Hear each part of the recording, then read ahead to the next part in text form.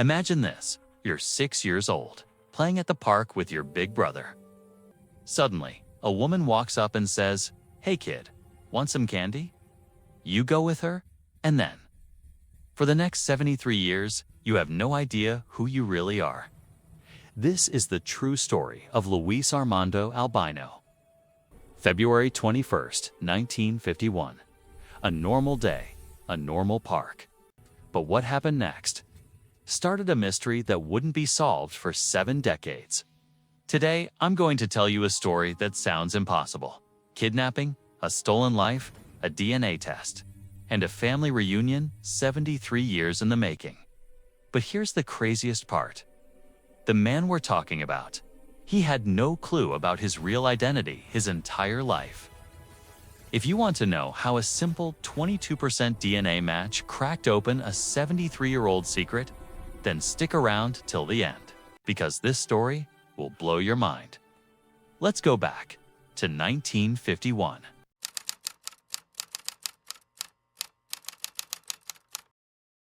February 21st, 1951.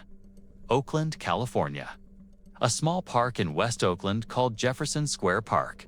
A mother named Antonia Albino gave her 2 sons permission to go play, 10-year-old Roger and 6-year-old Luis. The Albino family had just moved to America from Puerto Rico only months earlier. In the summer of 1950, they were chasing the American dream. Antonia was raising 6 kids by herself.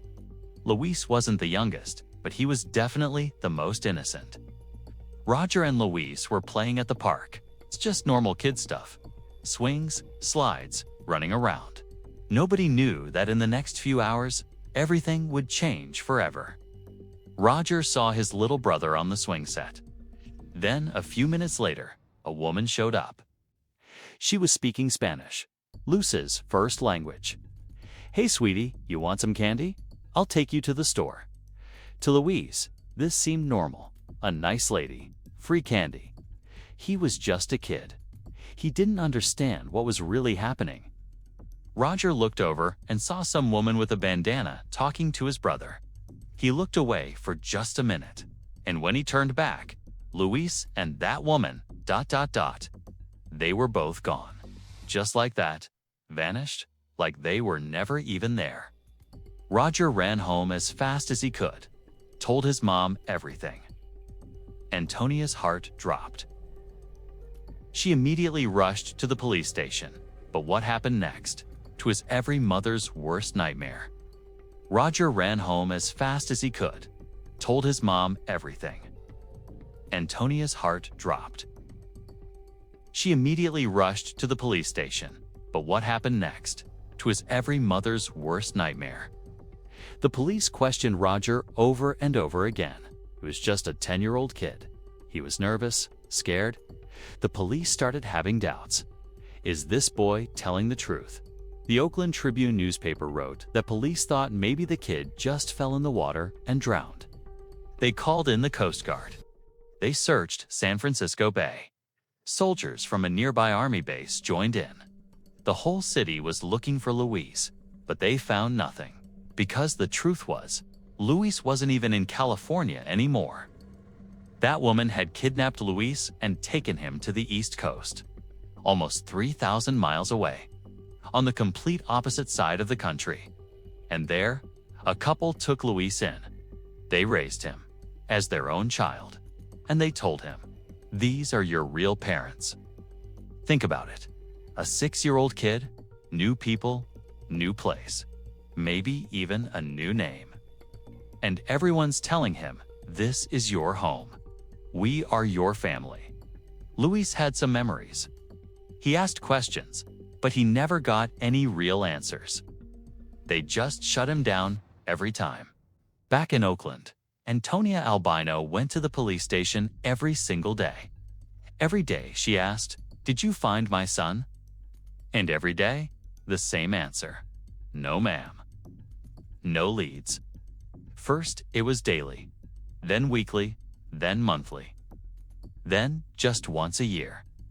Antonia had one photo of Luis. She had the newspaper clipping from when he went missing. She kept that clipping in her purse. always. At home, Luis's picture stayed on the wall.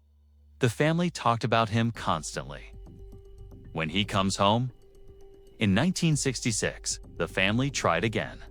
Luis would have been 21 then. Maybe he'd be in the military. They checked military records. Nothing.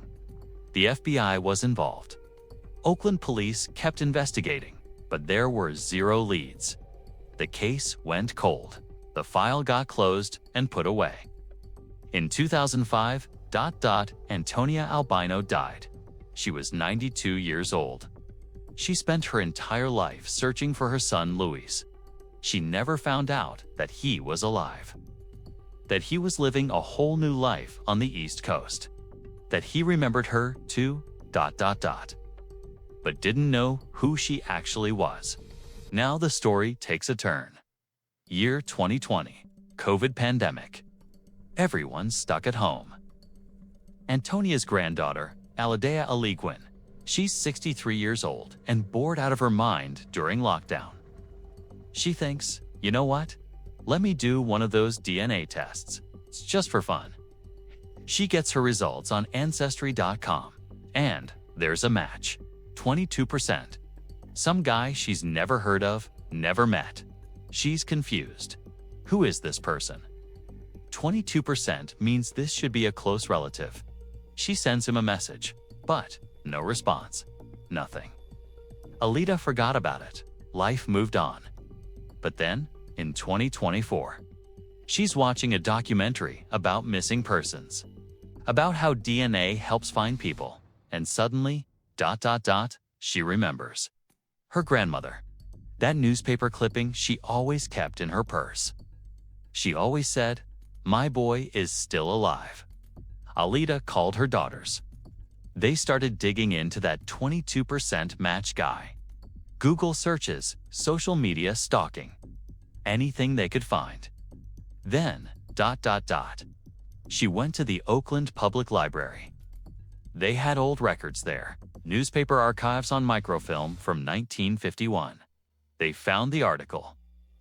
February 1951, boy missing from Oakland Park. And in that article, there was a photo. Two brothers, Luis and Roger. A childhood picture. Alida pulled up photos of that 22% DNA match guy, and she compared them. The eyes, the nose, the face shape, they matched. March 2024. Alida went straight to Oakland police. She showed them everything. The police pulled up the case file. 73 years old. Covered in dust. But now, they had new evidence. DNA technology, computer databases, and one very determined niece.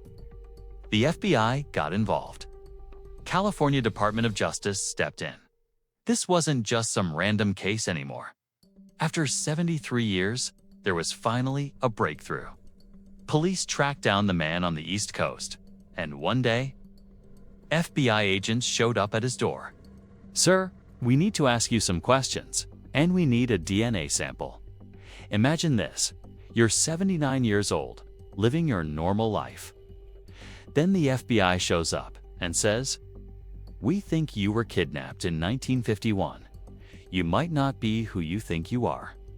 They took his DNA, sent it to the lab. Then they compared it to Luis's biological sister, Alida's mom. The results came back. 100% match, no doubt at all.